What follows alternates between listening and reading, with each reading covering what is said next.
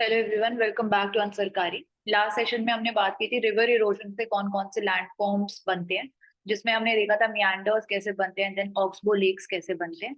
यहाँ पे हम स्टार्ट करें ग्लेशियल इरोजन। ग्लेशियल इरोजन से पहले टाइप्स ऑफ ग्लेशियर्स हम देख लेते हैं। चार टाइप के ग्लेशियर्स होते हैं: कॉन्टिनेंटल, आइस कैप्स, उसके बाद Piedmont glacier and valley glaciers. तो सबसे पहले कॉन्टिनेंटल ग्लेशियर्स ऐसे टाइप के ग्लेशियर्स होते हैं जो कि एरिया कवर करते हैं 50,000 किलोमीटर स्क्वायर से ज्यादा। एंड यहाँ पे जो पूरा वैली होती है या फिर पूरा प्लेन है, उस पे ये पूरे स्प्रेडेड होते हैं एंड कोई भी माउंटेन रेंज से सराउंडेड नहीं होते। पूरा जो वैली होती है, पूरा जो प्लेन होता है, उसको आइस कवर कर रही होती है। तो ये होता है कॉन्टिनेंटल ग्लेशियर। फिर होता है आइस कैप्स। आइस कैप्स ऐसे ग्लेशियर्स होते हैं जहाँ पे माउंटेन रेंजेस में सिर्फ स्पेसिफिक पोर्शन में हमारा जो स्नो कवर है वो प्रेजेंट होता है। या तो हम देखते हैं टॉप पे जो होता है माउंटेन रेंजेस में, वहां पे आइस कैप्स प्रेजेंट होते हैं। एंड ऑल्सो लोअर एलिवेशन पे भी आइस कैप्स हमें मिलते हैं। तो ये इनका जो एरिया होता है वो 50,000 किलोमीटर स्क्वायर से कम होता है। उसके बाद आता है पेडमोंट ग्लेशियर। जो बेस होता है माउंटेन का या फिर फुट होता है माउंटेन का, वहां पे जो कॉन्टिन्यूअस शीट लाइक स्ट्रक्चर हमें मिलता है आइस कवर का, उसको पेडमोंट ग्लेशियर बोलते हैं, जिसका एग्जाम्पल है अलास्का में मेलास्पीना ग्लेशियर। तो ये स्प्रेड होते हैं पूरे लैंडस्केप पे और फुट पे होते हैं माउंटेन। इसके बाद आता है वैली ग्लेशियर। ऐसे ग्लेशियर जो कि अल्पाइन रीजन में है या फिर हिमालयन रीजन्स में हम देखते हैं, जो कि माउंटेन से सराउंडेड होते हैं, उनको वैली ग्लेशियर्स बोलते हैं। इसका एग्जाम्पल इंडिया में फेमस हम देख सकते हैं सियाचिन ग्लेशियर, कराकोरम रेंज में जो है वो एग्जाम्पल है वैली ग्लेशियर का। नैरो होते हैं, लॉन्ग होते हैं, रिबन लाइक शेप में होते हैं। तो ये चार टाइप के ग्लेशियर्स हो गए: continental glaciers, ice caps, piedmont glacier जो कि फुट पे होता है, एंड देन वैली ग्लेशियर जिसका एग्जांपल सियाचिन ग्लेशियर हो गया कराकोरम रेंज में। इसके बाद आता है कि ग्लेशियल इरोजन जो होता है, जो हम देखते हैं ग्लेशियर का मास बहुत ज्यादा होता है बट वेलोसिटी कम होती है। जो कि हमने देखा भी था कि काइनेटिक एनर्जी वर्क करती है इरोजन में। तो जैसे जैसे ये ग्लेशियर इतना ज्यादा मास के साथ मूव करेगा धीरे धीरे, तो ये लैंडफॉर्म्स क्रिएट करेगा। वो लैंडफॉर्म्स दो टाइप के होंगे, या तो इरोजनल होंगे जहाँ पे रॉक के टूटने से वो डिस्प्लेस करेगा रॉक्स को, तो इरोजनल हो जाएगा। एंड जहाँ पे जाके डिपॉजिट करेगा तो डिपोजिशनल लैंडफॉर्म क्रिएट होगा। तो यहाँ पे इंपॉर्टेंट दो तीन टाइप है ग्लेशियल में: एक तो सर्क्स जो फॉर्म होते हैं, फिर आता है एरेट्स, उसके बाद फ्योर्ड्स, और हॉर्न या फिर पिरामिडिकल पीक्स जिसको हम बोलते हैं। तो यहाँ पे सबसे पहले आता है इरोजनल ग्लेशियर लैंडफॉर्म्स। इसमें सबसे पहले आता है सर्क्स। तो सर्क जो होता है वो बाउल शेप डिप्रेशन होता है। अब जो पहाड़ों का रीजन होता है वहां पे जो नेचुरली एक गड्ढे की शेप में जो प्रेजेंट है एक डिप्रेशन, उसमें जब बर्फ आके जमा हो जाती है तो धीरे धीरे वो कॉम्पैक्ट होती जाती है। अब जैसे जैसे वो कॉम्पैक्ट होती जाएगी तो वो ग्लेशियल आइस में कन्वर्ट हो जाती है। एंड जिस जिस डिप्रेशन में ऐसे आइस आके इकट्ठी हो रही है उसको हम सर्क बोलते हैं। एंड अगर उसी गड्ढे में जो आइस प्रेजेंट थी, जो ग्लेशियल आइस प्रेजेंट थी, अगर वो मेल्ट हो जाती है एंड वो पानी में कन्वर्ट होती है, तो उसको हम टार्न बोलते हैं या फिर सर्प लेक जिसको बोलते हैं। तो बेसिकली एक बाउल शेप डिप्रेशन है जिसमें आइस आके इकट्ठी हो रही है तो सर्प बन जाता है। एंड अगर वो आइस जो है मेल्ट हो जाती है, पानी इकट्ठा जब हो जाता है, तो उसको सर्प लेक हम बोलते हैं। तो यहाँ पे यही दिया हुआ है, शैलो इस- डिप्रेशन होती है जो कि इसमें क्वेश्चन है कि if the glacier melts water fill the cirque, cirque lake बोलते हैं। जो एक हो सकता है मैं गलत हूँ, लेकिन ग्लेशियर लेक आउटबर्स्ट होता है, हम्म इसी लेक का टूटने के कारण होता है कि कुछ दूसरा लेक है वो एक तरह से। हो सकता है इसके टाइप का, क्योंकि यही लेक्स होते हैं जो वहां पे फॉर्म होते हैं। क्योंकि उधर भी सेम ही प्रोसीजर होता है कि ग्लेशियल आइस प्रोसेस है, आती है, ठीक। इकट्ठी होती है और फिर मेल्ट हो जाती है। जब कैपेसिटी उसकी ब्रीच हो जाती है तो वो फिर टूट जाता है, हम्म। फ्लैट हो जाता है। तो बोल ठीक। सकते हम्म। तो बाउल शेप डिप्रेशन है जो कि नेचुरली उस लैंडस्केप में है। जैसे ही आइस इकट्ठी होती है तो सर्क, एंड जब मेल्ट हो जाता है तो टार्न या फिर कॉरी लेक्स हम बोलते हैं, सर्क लेक बोल सकते हैं। तो ये इमेज है, यहाँ पे सर्क है और ये टार्न है। इसके बाद सर्क से ही रिलेटेड और भी बहुत सारे इरोजनल फीचर्स होते हैं। सर्क के फॉर्मेशन से एक या दो सर्क एक साथ फॉर्म हो रहा है तो different different type of landforms form होते हैं। सबसे पहले आता है एरेट। एरेट एक तरीका रिज लाइक स्ट्रक्चर होता है जो कि दो सर्क के बीच में फॉर्म होता है। इस इमेज में यहाँ पे एक सर्क है एंड यहाँ पे एक सर्क प्रेजेंट है। बीच में ये जो रिज लाइक स्ट्रक्चर इनकी इंटरसेक्शन पे है, इसको हम एरेट बोलते हैं। यहाँ पे भी एक एरेट दिख रहा है हमें, यहाँ पे एक एरेट दिख रहा है। उसके बाद आता है पिरामिडिकल पीक। पिरामिडिकल पीक मतलब ये रिजेस जो फॉर्म हो रहे हैं, अब जैसे जैसे सर्क बनता जाएगा वैसे वैसे इनकी जो शार्पनेस है इरोजन की वजह से बढ़ती जाएगी। तो इन एरेट्स पे जो पॉइंटेड इनकी पीक्स हैं उसको ही पिरामिडिकल पीक बोलते हैं। Steep sided pointed mountain peak होती है जब 3 या 3 से ज्यादा सर्क इरोड करते जाते हैं हेडवर्ड डायरेक्शन, मतलब आगे की डायरेक्शन में। तो ये जो पॉइंटेड पीक्स होती है, जैसे हॉर्न भी हम यहाँ पे इनको बोलते हैं, ये सेम ही चीज होती है, पिरामिडिकल पीक एंड हॉर्न। अब सर्क स्टेयरवे। सर्क स्टेयरवे क्या होता है कि पहले तो एक सर्क यहाँ पे फॉर्म हुआ, उसके बाद नीचे एक और सर्क फॉर्म हुआ। तो जब नीचे से ऊपर की तरफ हम जाएंगे तो हमें स्टेयर लाइक स्ट्रक्चर जैसा दिखेगा। वो यहाँ पे भी एक सर्क है, ऊपर भी एक सर्क है, तो उसी को ही हम बोलते हैं सर्क स्टेयरवे। तो यहाँ पे इंपॉर्टेंट इसमें एरेट हो जाता है, जो कि रिज लाइक स्ट्रक्चर है, इंटरसेक्शन पे है दो सर्क के बीच में, यहाँ पे एंड बीच में जो रिज लाइक स्ट्रक्चर है इसको एरेट बोलते हैं। तो ये हो गया, 3 टॉपिक हो गए यहाँ पे, एक तो सर्क, फिर सर्क लेक, और फिर aerate, and also pyramidical peak या हॉर्न जिसको बोलते हैं, जो कि पॉइंटेड पीक होती है। तो यहाँ पे हम देख सकते हैं जब वाटर प्रेजेंट है तो टार्न लेक हम इसको बोल रहे हैं। यहाँ जोन ऑफ एब्रेशन है जहाँ पे सेडिमेंट्स जो है वो फ्रिक्शन क्रिएट होगा सरफेस और रॉक पार्टिकल्स के बीच में। एंड ये हेड वॉल है जिसकी पीक को हम पिरामिडिकल पीक बोलते हैं। इसके बाद आता है हैंगिंग वैली। हैंगिंग वैली हमने देखा था कि 2 टाइप की वैली होती है, एक तो ट्रिब्यूटरी वैली और एक जो मेन पेरेंट वैली होती है। तो स्टीप स्लोप जिस वैली में होती है, अब स्टीप स्लोप्स में हमने देखा था कि क्रैक्स ऑलरेडी होते हैं नेचुरली, जिनमें जब ऊपर से ग्लेशियल आइस मेल्ट होके पानी आता है क्रैक्स के अंदर तो वो वाटरफॉल फॉर्म करते हैं। तो ये जो है यहाँ पे, ये हमारी हैंगिंग वैली होगी। हैंगिंग मतलब हम देख सकते हैं स्लैंटिंग डायरेक्शन में है, तो इसको हैंगिंग वैली बोलते हैं। इसी पे यही हैंगिंग वैली जो हिमालयन रीजन में, इनकी वजह से हाइड्रो इलेक्ट्रिक पावर हम जनरेट कर पाते हैं। अब इन वैलीज में हम देखते हैं कि एक तो वी शेप वैली फॉर्म होती है। हमने देखा था नदी जब जाती है धीरे धीरे इरोजन होता है, वाइडन होती है, जिसकी वजह से वी शेप वैलीज क्रिएट होती है, जॉर्जेस क्रिएट होती है। तो सबसे पहले वी शेप वैली क्रिएट होती है। अब वी शेप वैली जब क्रिएट होती है उसमें और ज्यादा ग्रेविटेशनल फोर्स की वजह से विड्थ भी बढ़ती जाती है, एंड जब वो विड्थ बढ़ने की वजह से और भी ज्यादा वाइडन हो जाती है वैली, वी शेप से यू शेप में जब कन्वर्ट हो जाती है, तो उसको हम फ्योर्ड बोलते हैं। तो फ्योर्ड हमें याद रखना है कि यू शेप्ड वैलीज होती है, वी शेप्ड वैलीज नहीं होती। जब वी शेप्ड वैलीज में डाउनवर्ड डायरेक्शन में भी इरोजन हो रहा है एंड साइडवे डायरेक्शन में भी इरोजन हो रहा है, लेफ्ट टू राइट भी इरोजन हो रहा है, तो फ्योर्ड्स बनते हैं। तो जैसे जैसे ग्लोबल टेम्परेचर इंक्रीज करता जा रहा है, ग्लेशियर्स और भी ज्यादा मेल्ट करते जा रहे हैं, सी लेवल राइज हो रहा है, यू शेप्ड वैलीज फॉर्म हो रही है। यहीं पे हम लैंडस्लाइड का कॉन्सेप्ट भी देखा था हमने, and flash flash floods, avalanches, सब इन्हीं वैलीज में ही होता है।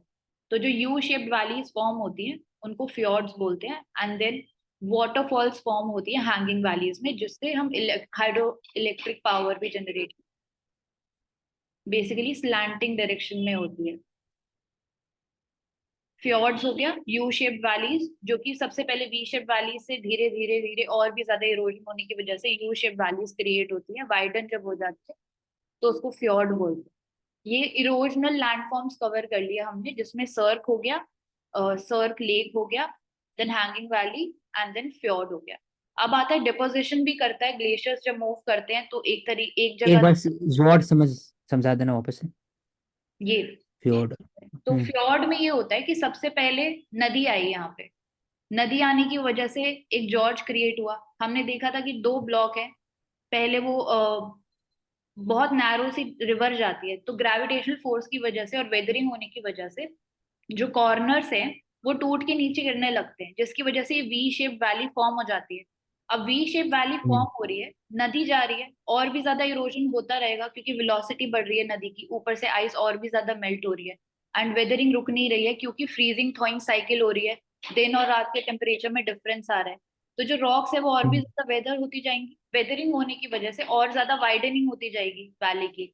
तो धीरे धीरे जो पॉइंटेड वी शेप वैली थी जो हल्की सी नैरो होती है, वो वाइडन हो जाएगी, वाइडन हो जाएगी तो यू शेप वैली बन जाएगी, एंड उस यू शेप हाँ। वैली को ही हम फ्योर्ड बोलते हैं। ओके। तो यू शेप वैली जो बन जाती है एंड में वी शेप वैली का और भी ज्यादा इरोजन और वेदरिंग होने के बाद फ्योर्ड बन जाता है, जिसको यू शेप्ड वैली बोलते हैं।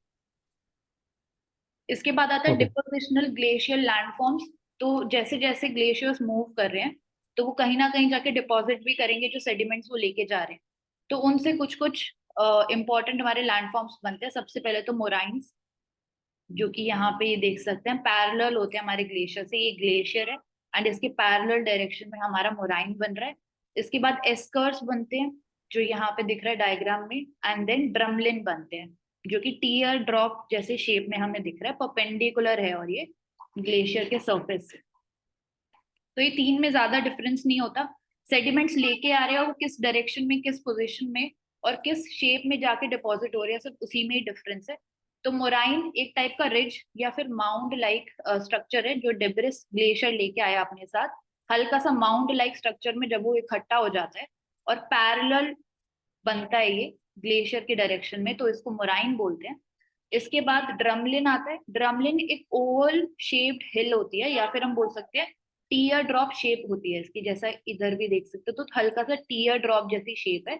एंड इसमें याद रखना है हमको कि ग्लेशियर के परपेंडिकुलर डायरेक्शन में फॉर्म होते हैं, कॉन्टिन्यूस नहीं होते, अलग अलग अलग फॉर्म होते हैं, परपेंडिकुलर फॉर्म होते हैं। यहाँ पे ग्लेशियल टिल बोलते हैं हम। ग्लेशियर्स अपने साथ ग्लेशियल टिल लेके आते हैं, मतलब बहुत सारे सेडिमेंट जब एक साथ मिक्स हो रखे होते हैं, वो आके जब डिपॉजिट हो जाते हैं, तो ड्रमलिन बनते हैं परपेंडिकुलर डायरेक्शन में and in tear drop shape. ये मोराइन से डिफरेंट होता है, क्योंकि it is typically not as long as moraine. जो मोराइन हमने देखा, एक तो पैरेलल होता है और कॉन्टिन्यूस लॉन्ग होता है, वाइल परपेंडिकुलर होते हैं हमारे ड्रमलिन, और जो मोराइन होता है वो पैरेलल होता है। इसके बाद आता है एस्कर्स। यहाँ पे जो एस्कर्स आ रहे हैं, अब ये हमने देखा कि ग्लेशियर जो अपने साथ सेडिमेंट्स लेके आ रहे हैं, ग्लेशियर एक्शन जो हो रहा है उसकी वजह से मोराइन और ड्रमलिन बन रहे हैं। बट जब वो ग्लेशियर मेल्ट होता है एंड जो स्ट्रीम फॉर्म होती है, अब वो जो स्ट्रीम है पानी की, जब वो अपने साथ सेडिमेंट्स लेके आती है, तो एस्कर्स फॉर्म होते हैं। तो आइस नहीं लेके आ रही है, ग्लेशियल आइस जब मेल्ट होके स्ट्रीम्स आ रही है, उससे एस्कर्स बन रहे हैं। यहाँ पे जैसे देख सकते हो कि जो स्ट्रीम आ रही है, उनसे जो हल्के हल्के रिजेस लाइक स्ट्रक्चर, जो बाकी सरफेस से उठा हुआ स्ट्रक्चर बन रहा है, उसको एस्कर्स बोलते हैं। तो ग्लेशियल स्ट्रीम से बनते हैं एस्कर्स, एंड ड्रमलिन और मोराइन जो है ग्लेशियल एक्शन से बनते हैं, स्ट्रीम का वहां पे काम नहीं है। तो लॉन्ग विंडिंग रिजेस होते हैं of porous grain sediment that is deposited by melt water streams. तो वही है, सैंड एंड ग्रेवल से बने होते हैं। तो ये तीन, मोराइन, ड्रमलिन और एस्कर्स। यहाँ पे एक और बात देख सकते हैं, पैरेलल, फिर ड्रमलिन जो टीयर ड्रॉप शेप में परपेंडिकुलर ग्लेशियर के एंड कॉन्टिन्यूस नहीं होते हैं, अलग अलग होते हैं, एंड एस्कर्स जो कि ग्लेशियल स्ट्रीम से बनते हैं। तो ये डिपोजिशनल ग्लेशियल लैंडफॉर्म्स में तीन इंपॉर्टेंट हो जाते हैं। यहाँ पे हमने कवर कर लिया ग्लेशियल इरोजन से कौन कौन से लैंडफॉर्म्स बनते हैं। सर्क्स, फ्योर्ड्स, फिर cirque lake, and then moraine, drumlin और एस्कर्स। इसके बाद आता है विंड इरोजन। विंड इरोजन हम डेजर्ट एरिया में देखते हैं कि कैसे जो विंड होती है सरफेस के पास हीट अप हो जाती है, देन ऊपर की डायरेक्शन में मूव करती है, जिसकी वजह से जो कोस्टल डेजर्ट है उसमें ये विंड और भी ज्यादा रैपिडली मूव करती है।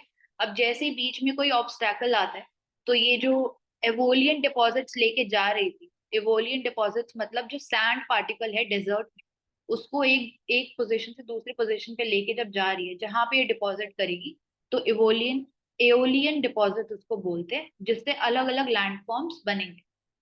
डिफ्लेशन आता है और इम्पैक्ट आता है। डिफ्लेशन जिससे हमारे सैंड ड्यून्स बनते हैं डेजर्ट में। इसका मतलब होता है लिफ्टिंग एंड रिमूविंग डस्ट एक जगह से एंड दूसरी जगह पे लेके उसको डिपॉजिट करना। Sand, silt, these act as an effective tool abrading the land.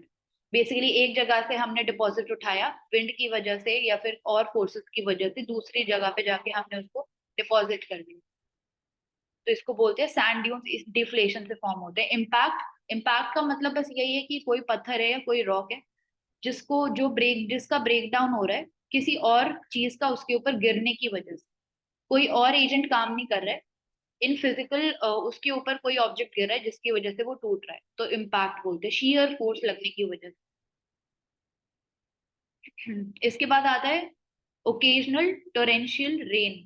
जब डेजर्ट एरियाज में रेन आती है तो उसकी वजह से मास वेस्टिंग होती है, शीट फ्लडिंग होती है, शीट के फॉर्म में जो सैंड है हमारा वो इरोड हो जाता है उस जगह से, जिससे हम देखते हैं फ्लैश फ्लड्स आते हैं जब बहुत ज्यादा अमाउंट में रेन अगर आ जाती है। टेम्परेरी चैनल्स फॉर्म होती है, जैसे जैसे रेन आएगी तो अलग अलग डायरेक्शन में जो वाटर है वो मूव करेगा, जिसकी वजह से एफेमरल स्ट्रीम बनती है हमारी टेम्परेरी चैनल, लोकलाइज्ड इरोजन होती है। एक सेकेंड।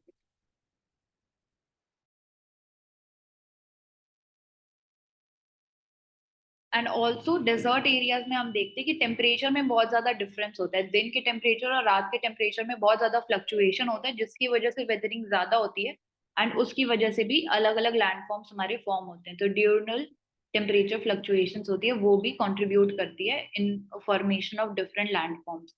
यहाँ पे आप देख सकते हैं कि ऐसे एक साइड से विंड जा रही है, एओलियन डिपॉजिट्स को लेके जा रही है, यहाँ पे डिपॉजिट करी है, जिसकी वजह से अलग अलग एंगल्स पे हम देखते हैं सैंड ड्यून्स फॉर्म होते हैं। पेडी प्लेन, ये हमने देखा था पेडी प्लेन और पेनी प्लेन पहले भी। तो पेडी प्लेन एक लो लाइंग प्लेन होता है जो सेमी एरिड क्लाइमेट में बनता है। जैसे जैसे हिल्स और माउंटेन्स का इरोजन होता जाता है हवाओं की वजह से या फिर स्प्लैश इरोजन की वजह से, जो स्प्लैश इरोजन जो कि होता है पानी की बूंदों से, तो उसकी वजह से जो लो लाइंग एरिया एंड में बनता है उसको पेडी प्लेन बोलते हैं। सेमी एरिड क्लाइमेट में ये होता है ये। उसके बाद आता है डिफ्लेशन हॉलोज। सो डिफ्लेशन हमने देखा था, एक जगह से जो विंड है वो लूज पार्टिकल्स को उठा के लेके जा रही है दूसरी डायरेक्शन में, तो इनकी वजह से डिफ्लेशन हॉलोज फॉर्म होते हैं। डिफ्लेशन हॉलो, यहाँ पे आप देख सकते हो बाउल की शेप में डिप्रेशन बन गया है हवा जो इरोजन कर रही है उसकी वजह से।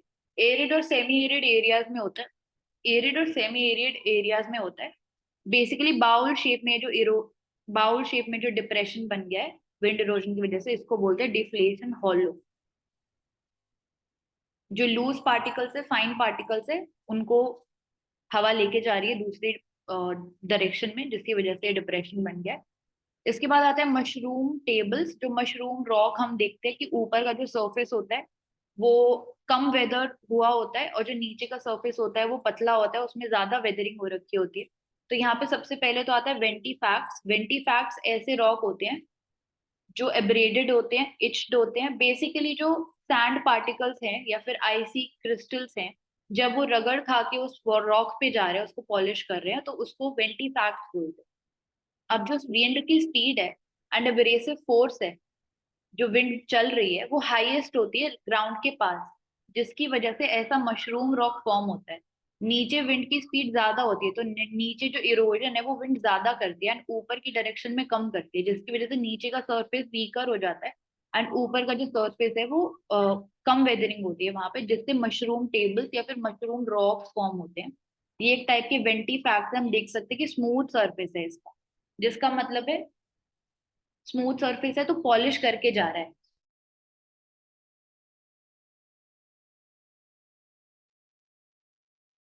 तो यहाँ पे हमने देख लिया कि जो बेस ऑफ रॉक फॉर्मेशन है it is eroded more rapidly than the top portion.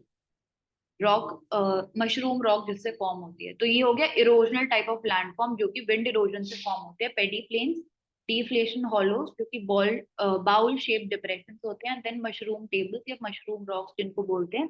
Ground surface के पास ज्यादा इरोजन होता है एंड अपर सरफेस पे कम होता है, जिसकी वजह से ऐसा स्ट्रक्चर फॉर्म। इसके बाद आता है depositional landforms by wind. Sand dunes हमने देखा जो कि डिफ्लेशन से होता है।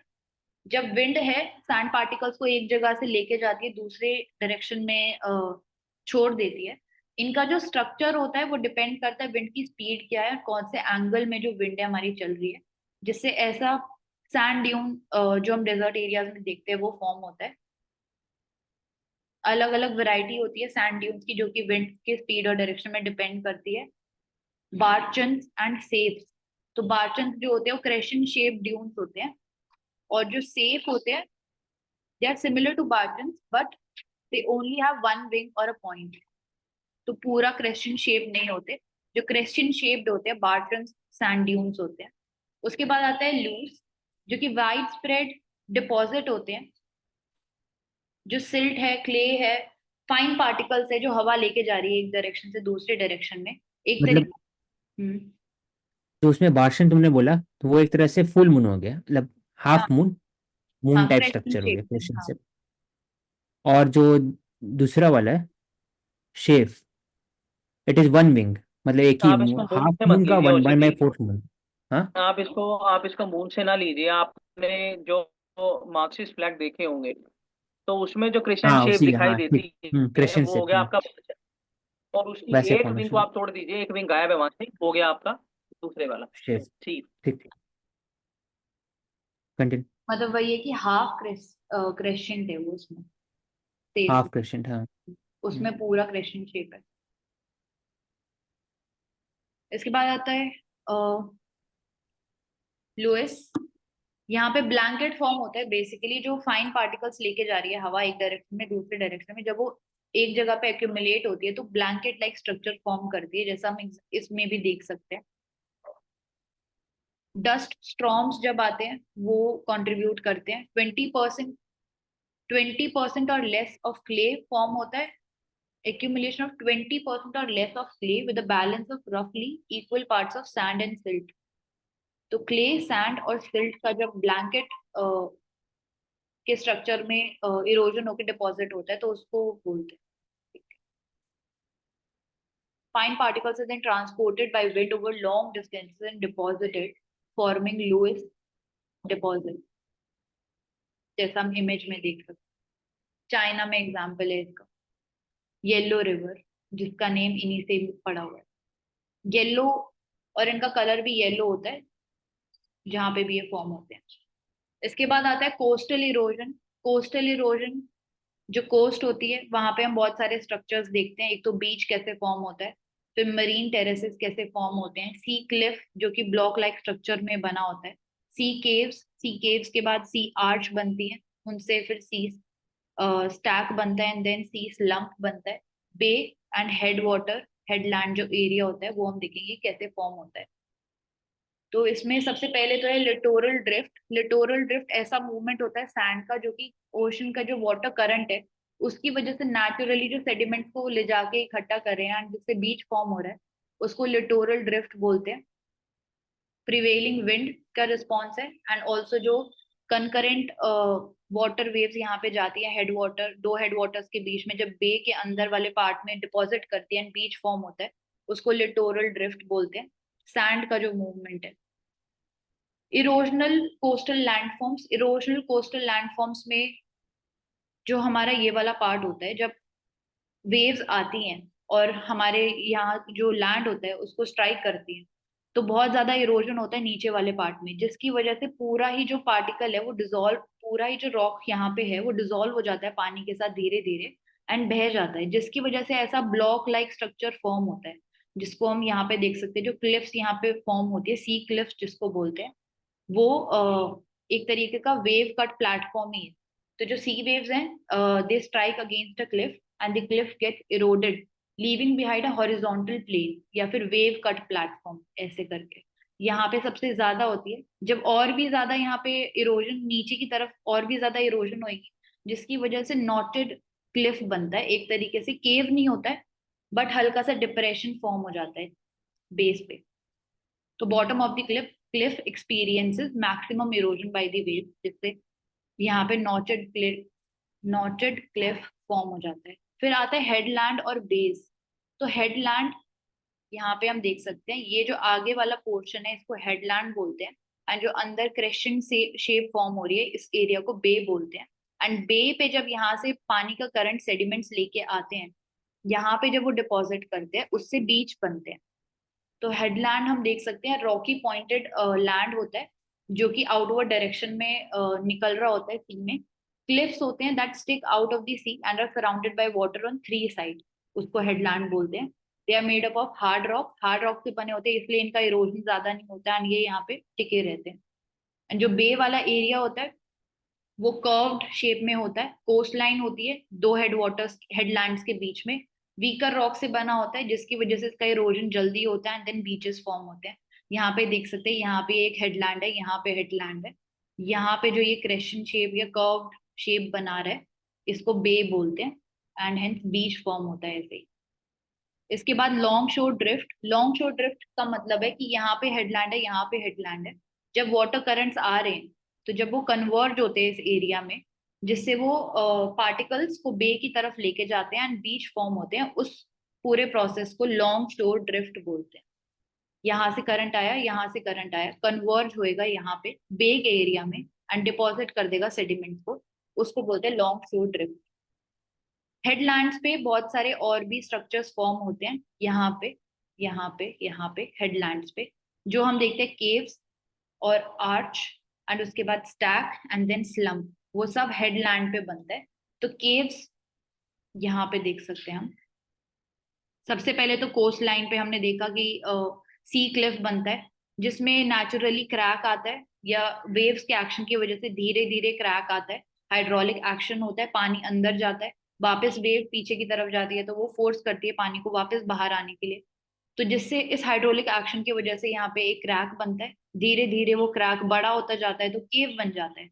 अब उसी क्रैक में ये वाला पोर्शन हो गया तो केव बन गया। अब इसकी जो ऑपोजिट डायरेक्शन है, जो पीछे का इसका डायरेक्शन है, वहां पे भी अगर सेम प्रोसेस होता है, केव फॉर्म होता है एंड पूरा डिप्रेशन अगर बन जाता है, पूरा जो केव है दोनों डायरेक्शन से इरोड हो जाता है, तो ऐसे आर्क फॉर्म हो जाते हैं।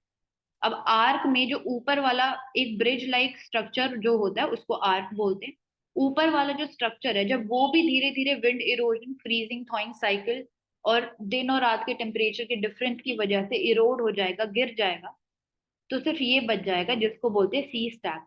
अब सी स्टैक भी जब धीरे धीरे इरोड होएगा उसका साइज और छोटा हो जाएगा, सिर्फ छोटा सा हमें हमें हमारे पास स्टंप बच जाएगा। तो ये पूरा इवोल्यूशन होता है, कैसे पहले क्रैक आता है हाइड्रोलिक एक्शन से, सी केव फॉर्म होता है, उसकी ऑपोजिट डायरेक्शन पे भी अगर इरोजन होगा एंड सी केव फॉर्म होएगा, तो ऐसे बीच में से हॉलो हो जाएगा, ब्रिज लाइक स्ट्रक्चर बन जाएगा जिसको आर्क बोलते हैं। उसके बाद ऊपर का जो ब्रिज का ऊपर वाला पार्ट है, जब ये इरोड होके गिर जाएगा ग्रेविटेशनल फोर्स की वजह से, तो हमें सी स्टैक मिलेगा एंड देन जब सी स्टैक का भी और इरोजन हो जाएगा तो स्टंप मिल जाएगा। तो ये पूरा प्रोसेस होता है जो कि हेडलैंड पे होता है एंड बीच में हम देख सकते हैं यहाँ पे बे एरिया। तो हाइड्रोलिक एक्शन हो रहा है, एब्रेशन हो रहा है, जो कि फ्रिक्शन क्रिएट हो रहा है रॉक्स के एक दूसरे से रब होने की वजह से, एंड वेदरिंग हो रही है। तो केव ओपनिंग होती है which are formed in the cliff by the wave erosion. As the waves continue to erode and the cave roof becomes weak and collapses, जिससे नेचुरल आर्च हमें मिलता है। उसके बाद और ज्यादा इसका इरोजन होता है तो स्टैक मिलता है एंड देन स्टैक का भी इरोजन होता है तो स्टंप मिलता है। तो ये हो गए इरोजनल कोस्टल लैंडफॉर्म्स, जिसमें हेडलैंड और बे था, देन वेव कट लैंडफॉर्म्स, सी क्लिफ हो गया। उसके बाद केव्स कैसे फॉर्म होते हैं, आर्च कैसे फॉर्म होता है, स्टैक कैसे होता है एंड देन स्टंप। इसके बाद आता है डिपोजिशनल कोस्टल लैंडफॉर्म्स, जिसमें बीचेस फॉर्म होते हैं डिपोजिशन की वजह से, जैसे हमने यहाँ पे देखा भी था, लॉन्ग शोर ड्रिफ्ट की वजह से बीचेस फॉर्म होते हैं। तो बीचेस लूज सेडिमेंट्स जिसमें ग्रेवल, सैंड, पेबल्स उनके एक्यूमुलेशन से फॉर्म होते हैं, जो वेव्स हैं वो लेके आती है हेडलैंड, दोनों हेडलैंड्स के बीच में कन्वर्ज करता है एंड देन यहाँ पे डिपॉजिट करता है। साइज और कॉम्पोजिशन जो है बीचेस का वो डिपेंड करता है कि कितना सेडिमेंट आ रहा है, कितनी एनर्जी से वेव्स आ रही हैं। इसके बाद आता है स्पिट्स एंड टोम्बोलोस। तो स्पिट्स बेसिकली होता है, यहाँ पे आप देख सकते हो। टोम्बोलोस पहले तो इस इमेज में देख सकते हैं, यहाँ पे एक छोटा सा आइलैंड है एंड ये पेरेंट आइलैंड है, जो बड़ा मेन आइलैंड है, उसको जो एक रास्ता है जो कनेक्ट कर रहा है मेन आइलैंड से, उसको टोम्बोलो बोलते हैं। तो tombolo are similar to spits but they connect an island to the mainland और द अदर आइलैंड। जैसे जैसे वेव्स आती हैं एक एंगल पे, वो एक तरीके से लॉन्ग शोर करंट वहां पे एक्ट करते हैं, जिसकी वजह से यहाँ पे डिपॉजिट हो जाते हैं in the parallel direction to the coast, जिसकी वजह से टोम्बोलोस फॉर्म होते हैं, एक छोटे आइलैंड को मेन आइलैंड के साथ कनेक्ट करते हैं। पिट जो होता है वो यहाँ पे जो हेडलैंड है, यहाँ से और भी ज्यादा बाहर की तरफ जो एरिया निकल रहा है, सैंड बार निकल रहा है, उसको हम स्पिट बोलते हैं। इलोंगेटेड नैरो सैंड बार्स होते हैं that are projected in the outward direction from the coast line. Headland से स्टार्ट होते हैं आउटवर्ड डायरेक्शन में बढ़ रहे हैं, तो इसको स्पिट बोलते हैं एंड ये टोम्बोल होता है। दो हेडलैंड्स को जो कनेक्ट करता है उसको बार बोलते हैं। यहाँ बीच में बे एरिया हो गया, ये हेडलैंड और ये हेडलैंड, बीच में जो कनेक्ट कर रहा है वो बार होता है। इसके बाद तो अगर आता है, आपको टोम्बोलो का एग्जांपल चाहिए तो एडम ब्रिज, इंडिया और श्रीलंका के बीच में जो कनेक्ट करने वाला है वो वर्ल्ड का लार्जेस्ट टोम्बोलो है, एडम ब्रिज। का लार्जेस्ट है। हम्म। इसके बाद आता है barrier island. Barrier island parallelly form होते हैं जो मेन आइलैंड होता है उसके। नैरो लॉन्ग नैरो आइलैंड्स होते हैं that are composed of sand and other sediments that run parallel to the coast. Shallow water होता है बीच में, ज्यादा वाटर करंट नहीं हो रहा होता तो उसको लगून बोलते हैं। दोनों के बीच में लगून होता है मेन और बैरियर आइलैंड के बीच में। कैसे फॉर्म होते हैं? हम एक इसको इमेजिन कर सकते हैं कि सी वाटर के अंदर ही पहले एक्यूमुलेशन की वजह से सैंड बार फॉर्म हो रहा है, एंड जैसे धीरे धीरे वाटर सी के लेवल में चेंजेस आ रहे हैं तो ये ऊपर की सरफेस पे एक्सपोज होता है। तो जब ये एक्सपोज हो जाता है ऊपर के सरफेस पे तो हम इसको बैरियर आइलैंड बोलते हैं। Accumulation of sand by the long shore current and emergence और submergence of the land forms due to the changes in sea level, तो हम बैरियर आइलैंड बोलते हैं। बस हमें याद रखना है पैरेलली फॉर्म होता है मेन आइलैंड के, एंड बीच में जो पार्ट होता है उसको लगून बोलते हैं जहाँ पे ज्यादा वाटर करंट नहीं होता। ये हम फोटो में भी देख सकते हैं, ये बैरियर आइलैंड है एंड ये मेन आइलैंड है। इसके बाद आता है एटॉल। एटॉल इसमें कवर नहीं होता है बट बहुत बार कंफ्यूजन होती है बैरियर आइलैंड और एटॉल में। एटॉल का ओरिजिन वॉल्केनिक होता है एंड यहाँ पे बेसिकली एक्यूमुलेशन ऑफ सेडिमेंट से फॉर्म हो रहा है बैरियर आइलैंड। यहाँ पे कोई वॉल्केनिक इसका ओरिजिन नहीं होता, बट एटॉल जो है वॉल्केनिक एक्टिविटीज की वजह से ऊपर उठता है, सरफेस के ऊपर आता है। अब सरफेस के ऊपर जैसे जैसे आता है इसके साथ यहाँ पे हम फ्रिंजिंग रीफ जो आप देख सकते हो, जो कोरल रीफ है बननी शुरू हो जाती है इसके पूरे चारों डायरेक्शन में। अब जैसे जैसे वॉल्केनिक एक्टिविटीज की वजह से ये ऊपर आया तो वॉल्केनिक एक्टिविटीज की वजह से कुछ टाइम बाद ये नीचे भी जा सकता है। तो जब ये सिंक इन होता है, जैसे ये सिंक इन होता है, जो ये यहाँ पे रीफ बनी थी उस पे कोरल्स का ग्रोथ होनी शुरू हो जाती है। बट सिंक इन होने की बाद भी सनलाइट मिलने की वजह से जो कोरल्स है उसकी ग्रोथ होती रहती है। एंड जैसे जैसे कोरल्स की ग्रोथ होती है एंड जब ये सरफेस पे पहुंचते हैं तो हमने देखा था कि उस आइलैंड के चारों तरफ ये फ्रिंजिंग रीफ ऐसे बन गई थी। एंड इन पे कोरल रीफ जब हमारे वाटर सरफेस पे पहुंचती है तो ऐसे सर्कल डायरेक्शन में वो एक रिंग लाइक स्ट्रक्चर बना देती है जिसको हम अटॉल बोलते हैं। इसके बीच में जो पानी शैलो वाटर इकट्ठा होता है उसको लगून बोलते हैं। तो ये ऐसे डिफरेंट होता है बैरियर रीफ से, वॉल्केनिक ओरिजिन होता है। And ring shaped coral reef जो एंड में सरफेस के ऊपर आती है उसको अटॉल बोलते हैं एक्चुअली। इंडियन ओशन में इसके एग्जाम्पल देख सकते हैं, मोल्डीव्स में चागोस आइलैंड ग्रुप्स में, सेचिलीज में कोकोस आइलैंड ग्रुप। इसके बाद ये हमने आज पीटीक्यू सेशन में देखा था रिया कोस्ट, फ्योर्ड कोस्ट और डेलमेटियन कोस्ट। तो रिया कोस्ट जो है it is submerged river valley due to the changes in due to the rising sea level. तो सबमर्ज्ड रिवर वैली को रिया कोस्ट बोलते हैं। फ्योर्ड कोस्ट है glacier से, फ्योर्ड जो है वो ग्लेशियर से कनेक्टेड होते हैं। तो glaciers that are carving the deep valleys जो यू शेप्ड वैलीज हैं and then flooding them by the सी। तो जो यू शेप्ड वैलीज है जब वो फ्लड हो जाएंगी सी वाटर से तो उसको फ्योर्ड कोस्ट बोलते हैं। Dalmatian coast that is submerged longitudinal valley and it is eroded by the sea। तो ये डलमैटियन कोस्ट हो जाता है। तो यहाँ पे इरोजन, डिपोजिशन एंड वेदरिंग हमने सारे कवर कर लिए, कौन कौन से लैंडफॉर्म्स उनके साथ फॉर्म होते हैं।